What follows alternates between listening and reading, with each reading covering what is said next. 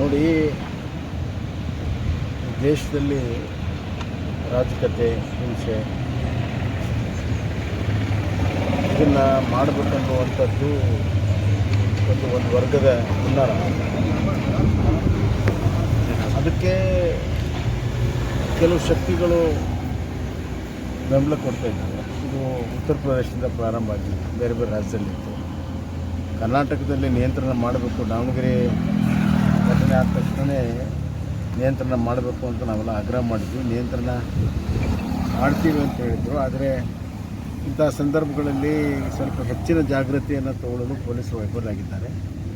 ಒಟ್ಟಾರೆ ಇದನ್ನೆಲ್ಲ ನೋಡಿದಾಗ ಈಗ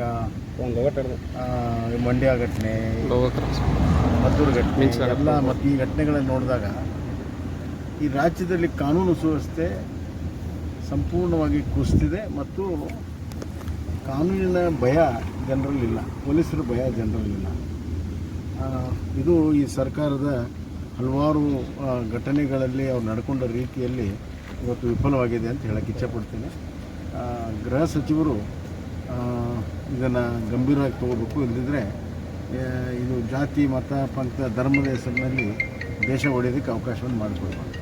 ಕೇಂದ್ರದಿಂದ ಅನುದಾನ ಮತ್ತು ನಮಗೆ ಅನ್ಯಾಯ ಆಗಿದೆ ಅಂತೇಳಿ ನೋಡ್ರಿ, ಒಂದು ಸುಳ್ಳನ್ನು 100 ಸತಿ ಹೇಳೋಕ್ಕೆ ಸಾಧ್ಯ ಆಗೋದಿಲ್ಲ. ಮನಸ್ಸಲ್ಲಿ ಮಡಗಿ ತಿಂದರೆ ಕೊಡೋರು ಯಾರು? 11,000 ಕೋಟಿ ಅಂತ ಯಾವ ಲೆಕ್ಕ ಇದೆ, ಎಲ್ಲಿದೆ? ನಾವು ಈಗಾಗಲೇ ಹಲವಾರು ಬಾರಿ ಹೇಳಿದ್ದೀವಿ. 16ನೇ ಹಣಕಾಸಿನಲ್ಲಿ 15ನೇ ಹಣಕಾಸಿನಲ್ಲಿ 14ಕ್ಕಿಂತ 1 ಲಕ್ಷ ಕೋಟಿ ಹೆಚ್ಚು ಬರ್ತಾಯಿದೆ. ಮತ್ತು ಪ್ರತಿ ವರ್ಷ ಇಯರ್ ಎಂಡಿಗೆ ಹೆಚ್ಚು GSTಯಲ್ಲಿ ಮತ್ತು ಡೆವಲ್ಯೂಷನ್ ಆಫ್ ಫಂಡಲ್ಲಿ 3,000-4,000 ಕೋಟಿ ಬರ್ತಿದೆ. ಯಾವುದು ಬಂದಿದೆ ಹೇಳೋದಿಲ್ಲ.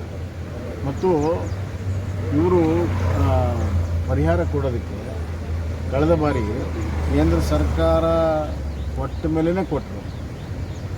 ಈ ಬಾರಿ ಭಾಳ ಅನೌನ್ಸ್ ಮಾಡಿದ್ದಾರೆ. ನಾನು ಮುಖ್ಯಮಂತ್ರಿ ಇದ್ದಾಗ ಇದಕ್ಕಿಂತ 2 ಪಟ್ಟು ಮಾಡಿದ್ದೆ. ಒಣ ಬೇಸಾಯಕ್ಕೆ 13,000 ರೂಪಾಯಿ ಮತ್ತು ನೀರಾವರಿಗೆ 25,000 ರೂಪಾಯಿ ಮಾಡಿದ್ದೆ. ಅಂದರೆ ಅವಾಗೇನು ಕೇಂದ್ರ ಸರ್ಕಾರ ಕೈಲಿಲ್ಲ. 2 ಪಟ್ಟು ಹೆಚ್ಚು, ಕೇಂದ್ರ ಸರ್ಕಾರದ 2 ಪಟ್ಟು ಹೆಚ್ಚು ಮಾಡಿದ್ರು ಕೂಡ ಕೂಡಲೇ ಬಿಡುಗಡೆ ಮಾಡಿ ಅದನ್ನು DBT ಮುಖಾಂತರ ರೈತರಿಗೆ ಕೊಟ್ಟಿದ್ದು. ಇವರಿಗೆ ನಿಜವಾಗ್ಲೂ ಕೂಡ ರೈತರ ಬಗ್ಗೆ ಕಳಕಳಿ ಇದ್ದರೆ ಮತ್ತು ಜನರಿಗೆ ಏನೋ ಈ ಮಳೆಯಿಂದ ಹಾನಿಯಾಗಿದೆ, ಅವ್ರಿಗೆ ಸಹಾಯ ಮಾಡಬೇಕು ಅನ್ನುವಂಥ ಬಡವ್ರ ಬಗ್ಗೆ ಚಿಂತನೆ ಇದ್ದರೆ ಕೂಡಲೇ ಹಣ ಬಿಡುಗಡೆ ಮಾಡಿ. ಇವರು ಕೇಂದ್ರದ ಮೇಲೆ ನೆಪ ಹಾಕಿ ತಮ್ಮ ಜವಾಬ್ದಾರಿಯನ್ನು ನಡೆಸ್ಕೊಳ್ಳೋಕ್ಕೆ ಸಾಧ್ಯ. ಮತ್ತು ನಾನೇ ಮುಖ್ಯಮಂತ್ರಿಯಾಗಿ ಮುಂದುವರ್ತೀನಿ 2 ವರ್ಷ ಆಗಲಲ್ಲ, ಯಾರು ಬೇಡ ಅಂತಾರೆ. ಪ್ರಶ್ನೆ ಇವತ್ತು ಅವ್ರು ಮುಖ್ಯಮಂತ್ರಿ ಆಗ್ತಾರೆ ಇಲ್ಲ ಅನ್ನುವಂಥ ಪ್ರಶ್ನೆ ಕಾಂಗ್ರೆಸ್ ಪಕ್ಷದಲ್ಲಿ ಹುಟ್ಟಿದೆ.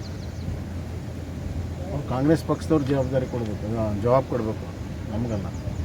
ಆದರೆ ಯಾರಾದರೂ ಮುಖ್ಯಮಂತ್ರಿಯಾಗಿ ರಾಜ್ಯವನ್ನು ಅಧೋಗತಿಗೆ ತೊಗೊಂಡು ಹೋಗಿರಲ್ಲ. ರಾಜ್ಯವನ್ನು ಅಧೋಗತಿ ತೊಗೊಂಡು ಹೋಗಿದ್ದನ್ನು ಯಾರು ಜವಾಬ್ದಾರಿ? ಯಾರಾದರೂ ಕೂಡ ಇದು ಇವತ್ತು ರಾಜ್ಯ ದಿವಾಳಿಯಾಗಿದೆ, ಸರಿಯಾಗಿ ಇವತ್ತು ಯಾವುದೇ ಅಭಿವೃದ್ಧಿ ಕೆಲಸಗಳಾಗ್ತಾ ಇಲ್ಲ, ಕೇವಲ ಕಾಗದದಲ್ಲಿ ಮಂಜೂರಾತಿ ಆಗಿದೆ, ಹಣ ಬಿಡುಗಡೆ ಆಗ್ತಾಯಿಲ್ಲ.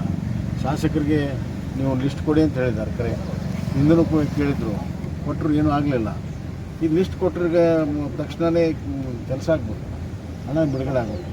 ಮತ್ತು ಭ್ರಷ್ಟಾಚಾರ, ಅದೇ ಕಾಂಟ್ರಾಕ್ಟರ್ ಅಸೋಸಿಯೇಷನ್ನವರು ಈಗ 2 ಪಟ್ಟಾಗಿದೆ ಅಂತಾರೆ. ಅದಕ್ಕೆ ಉತ್ತರ ಕೊಡ್ತಾರೆ ಮುಖ್ಯಮಂತ್ರಿಗಳು. ಮೊದಲು ಒಳ್ಳೆಯ ಆಡಳಿತವನ್ನು, ಭ್ರಷ್ಟಾಚಾರ ರಹಿತವಾಗಿರುವಂಥ ಅಭಿವೃದ್ಧಿಯನ್ನು ರಾಜ್ಯಕ್ಕೆ ಮಾಡೋಕ್ಕೆ ಕಲೀಲಿ. ಆಮೇಲೆ 2 ವರ್ಷ ಇರ್ತಾರೋ 3 ವರ್ಷ ಇರ್ತಾರೋ ಆಮೇಲೆ ತೀರ್ಮಾನ ಆಗ್ತದೆ. ಎಸ್.